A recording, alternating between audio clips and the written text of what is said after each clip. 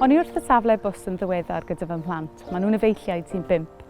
A wedodd fy mab, Mam, mae'r byd yn cwmpo'n racs. A o'n i ddim yn gwybod beth oedd e'n golygu wrth hwnna, achos y ffordd mae'r byd ar y foment. A wedodd e, edrych, mae llawn tyllau, mae'n cwmpo'n racs, oedd pwyntio wrth yr heol. A nath hwnna wneud i fi feddwl. Mae lot o wahanol rannau yn bywyd rhaid ni ar y foment yn teimlo fel bod pethau jyst ddim yn gweithio fel y dylen nhw. Ers cael plant, fi wedi gweld y byd yn hollol wahanol. A mae'n neud i fi cwestiynu pa fath o dyfodol maen nhw'n mynd i cael. A pa math o dyfodol ydyn ni'n rhoi iddyn nhw. Biliau yn codi, costau byw yn codi, popeth yn anoddach. A, da chi'n clywed hynny, dro ar ôl tro. Dyw pobl ddim yn gofyn am y byd. Mae nhw eisiau i bethau deimlo yn deg. Yn aml iawn, dwi'n siarad y bobl sydd eisiau dechrau rhywbeth yma. Agor siop, tyfu busnes, adeiladu rhywbeth yn ei gymuned. Ond y cwestiwn sy'n dod yw, ble dwi'n dechrau? Mae'r gefnogaeth jyst dim yna fel y ddylai fod, ond mae pethau'n gallu newid. Mae'r talent yma, mae'r syniadau yma.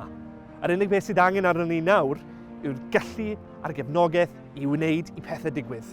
Ac yna'r gwasanaeth iechyd, mae gan bawb stori, aros misoedd, weithiau blynyddoedd, a dim ond i gael ei gweld. Cefais fy ngeni yma, a cefais fy magu yma, ac dwi'n dewis magu fy mhlant yma.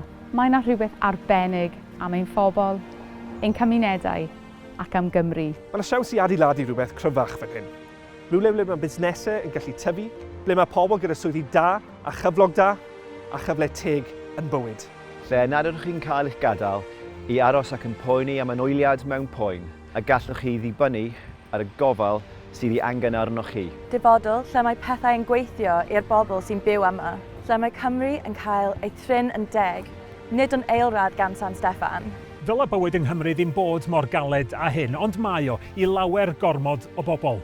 Nanodd dal i fyny fo'r cynnydd mewn costa byw, aros yn llawer hir i weld meddyg, ac gweitha'r holl adnoddau a photensial sydd ganddo ni, di Cymru ddim yn cael bargen deg gan San Steffan.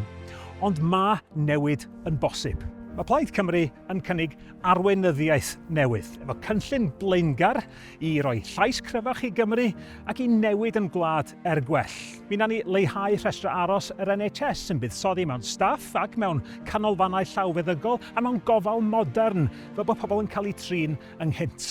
Bu gefnogi ni deuluoedd drwy'r argyfwng costa byw, efo cynnig gofal plant gwerth 30,000 o bunnau i bob plentyn rhwng 9 mis a 4 mlwydd oed, yn rhoi arian yn ôl ym mhocedi teuluoedd a rhoi dechrau da mewn bywyd i bob plentyn.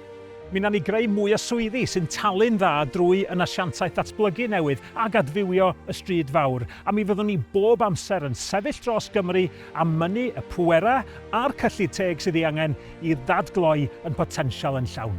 Yn yr etholiad yma, mae'r dewis yn glir. Mae amser llafur ar ben. Dim ond Plaid Cymru all gynnig yr arweinyddiaeth a sicrhau y newid mae Cymru ei angen.